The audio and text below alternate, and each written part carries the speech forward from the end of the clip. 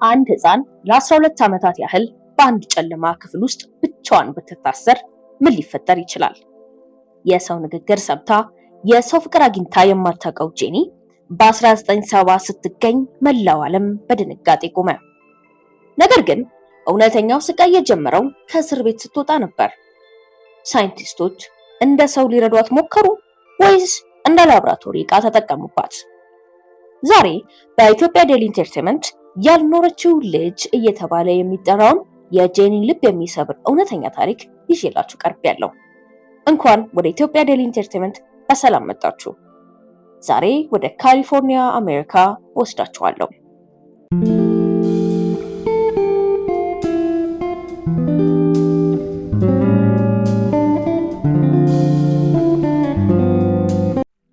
ጨካኝ ሰዎች የሰው ልጅን ነፃነት እንደሚጠቀሙት ሁሉ የጄኒ አባትም የልጁን ሕይወት በጨለማ ክፍል ውስጥ ቀብሮት ኖረ። ጄኒ ከዛ ሲኦል ስትወጣ ሳይንቲስቶች ትልቅ ተስፋ ሰጥተዋት ነበር። ነገር ግን መጨረሻው ሳይጠበቅ ወደ ሌላ አሳዛኝ ምዕራፍ ተቀየረ። ይህ የሰው ልጅ የጭካኔና የራስ ወዳድነት ጥግ የታየበት ታሪክ እንዲህ ይጀምራል።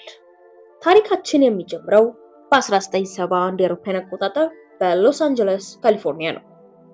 ዓለም በቴክኖሎጂና በስልጣኔ እየናወጠች የሰው ልጅ ወደ ጨረቃ ተጉዞ በተመለሰበት በዚያ ዘመን በአንድ ተራ የመኖሪያ ቤት ውስጥ ግን ለሰይጣን እንኳን የማይመጥን ጭካኔ ተደብቆ ነበር። በአንድ በኩል ስልጣኔ፣ በሌላ በኩል ደግሞ ድቅድቅ ጨለማ። ጄኒ የተባለችው ታዳጊ ስትገኝ መላው የሕክምናና የሳይንስ ዓለም በድንጋጤ ቆመ። ያልኖረችው ልጅ ተብላ ብትጠራ ይሻላል። የጄኒ አባት ክላርክ ዋይሊ ጨካኝ ሰው ነበረ። ቅኝ ገዢዎች የአንድን ሀገር ሕዝብ ለመሬትና ነፃነት ቀምተው በጨለማ እንደሚያስገዙት ሁሉ ክላርክም የጄኒን የልጅነት ዘመን በሙሉ ቀማት። ጄኒ ገና የ20 ወር ሕፃን እያለች የአእምሮ እድገት ውስንነት አለባት በሚል ሰይጣናዊ ሰበብ በቤት ውስጥ በሚገኝ አንድ ትንሽና ጨለማ ክፍል ውስጥ ዘጋባት። ለሚቀጥሉት 12 ዓመታት ጄኒ ያየችው ነገር ቢኖር የክፍሉን 4 ግድግዳዎችና በብረት የተከረቸመውን መስኮት ብቻ ነበረ። ጄኒ በዚያ ክፍል ውስጥ የታሰረችው በአልጋ ላይ አልነበረም። አባቷ በቀን ውስጥ ሆቲ ቼር በተባለ ትንሽ መቀመጫ ላይ በካቴና አስሮ ያውላት ነበር። ማታ ደግሞ እንቅስቃሴዋን በሚገታ ልብስ ጠፍሮ በአልጋ ላይ ያስራታል። ከሁሉ በላይ የሚዘገንነው ግን የዝምታው ሕግ ነበረ። አባቷ ከእርሷ ጋር ማውራት ይቅርና ጄኒ ማንኛውንም አይነት ድምፅ ብታወጣ በዱላ ይደበድባት ነበረ። እርሱም ቢሆን ከእርሷ ጋር የሚያደርገው ግንኙነት ልክ እንደ አውሬ በመጮህና በመቧጨር ብቻ ነበረ። ጄኒ የሰው ድምፅ፣ ሙዚቃ፣ አልፎ ተርፎም የሰው ልጅ ንክኪ ምን እንደሆነ ሳታውቅ ለ12 ዓመታት በዚያ ሲኦል ውስጥ ኖረች። ይህ ድርጊት የአንድን ሕፃን ነፍስ በሕይወት እያለች የመቅበር ያህል ነበረ። በዚያ ክፍል ውስጥ የነበረው አየር በጭካኔ ታመቀ፣ ሰዓታቱ ደግሞ በዝምታና በስቃይ የተሞሉ ነበረ። ጄኒ ስትገኝ መናገር አትችልም፣ መራመድ አትችልም። እንዲያውም ሰውነቷን ቀጥ አድርጋ መያዝ እንኳን ተስኗት ነበረ። ይህ የአንድ አባት እብሪትና ጭካኔ የጄኒን ሕይወት ገና በጠዋቱ የጨለመ እሳት አደረገው። በ1970 እንደ አውሮፓውያን አቆጣጠር ጄኒ ከታሰረችበት የጨለማ ክፍል ስትወጣ ዓለም ሌላ አስደንጋጭ እውነት ተጋፈጠች።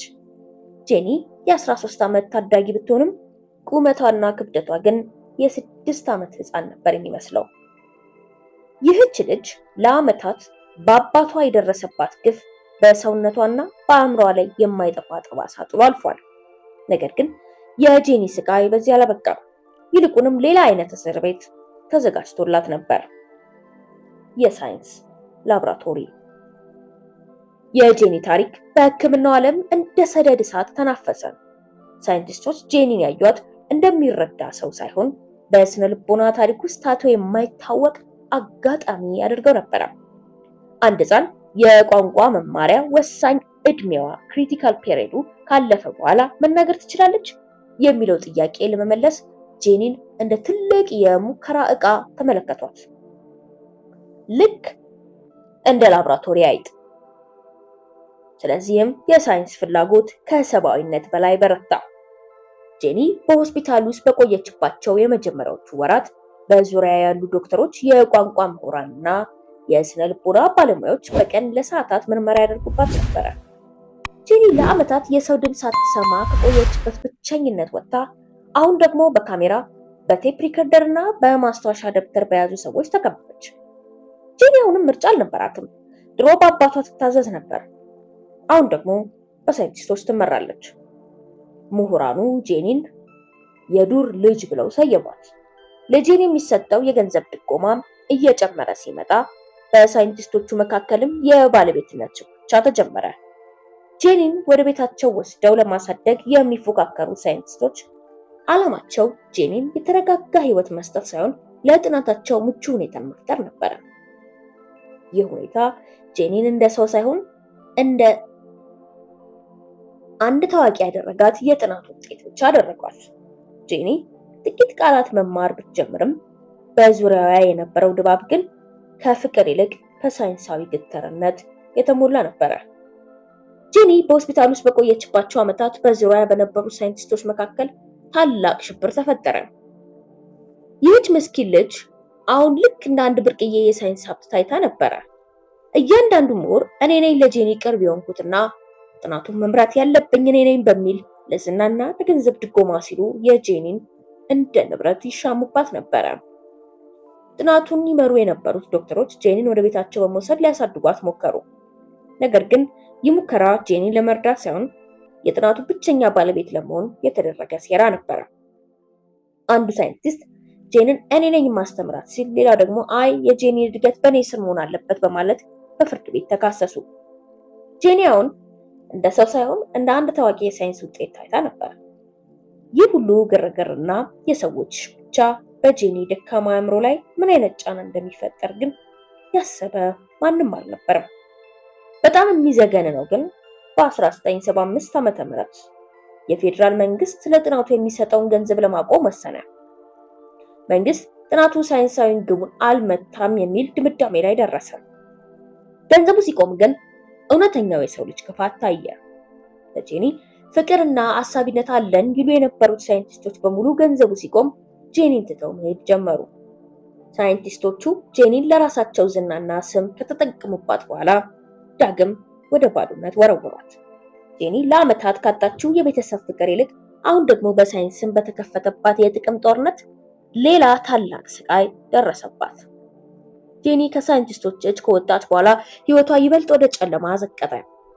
የገንዘብ ድጎማ በመቆሙ ምክንያት ለዓመታት ቤተሰቧ የነበሩት ተመራማሪዎች ጥለዋት ሲሄዱ ጄኒ በተለያዩ የማሳደጊያ ቤቶች ውስጥ ተዘዋወረች። ይህች ምስኪን ልጅ በህይወቷ ውስጥ ለሶስተኛ ጊዜ ተከዳች።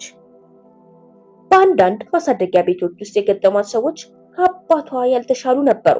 በአንድ ወቅት በነበረችበት ቤት ውስጥ ድምፅ ስታወጣ ወይንም ምግብ ስታፈስ በማሳደጊያ ወላጆቿ ትደበደብ ነበር። ይህ ድርጊት የጄኒን አሮጌ ቁስል ቀሰቀሰው። ለዓመታት በሆስፒታል ውስጥ የተማረችውን ጥቂት የቋንቋ ችሎታ እንኳን መልሳ አጣቸው። ጄኒ ዳግም ወደ ዝምታ ተመለሰች። ምክንያቱም ለእርሷ መናገር ማለት መደብደብ ማለት እንደሆነ ዳግም አመነች። የሰው ልጅ በሳይንስ ስም የገነባው ያ የውሸት ተስፋ እንደ በረዶ ቀለጠ። ዛሬ ጄኒ የት እንዳለች ወይንም በምን ሁኔታ ላይ እንደምትገኝ በውልም ያውቅ የለም። ስሟ ተቀይሮ በአንድ የአዋቂዎች ማቆያ ማዕከል ውስጥ በዝምታ እንደምትኖር ይገመታል። ጄኒ የሰው ልጅ ስግብግብነት፣ ራስ ወዳድነትና የሳይንስ እብሪት ሰለባ ናት። በመጀመሪያ በአባቷም በኋላ ደግሞ በዝና በሚመኩ ሳይንቲስቶች ተበድላለች። የጄኒ ታሪክ የሚያስተምረን ትልቁ ቁም ነገር ሳይንስና እውቀት ያለ ፍቅርና ሰብአዊነት ባዶ መሆናቸውን ነው። ጄኒ በመጀመሪያ በአባቷ በኋላ ደግሞ በዝና በናወዙ ሳይንቲስቶች ተከድታለች።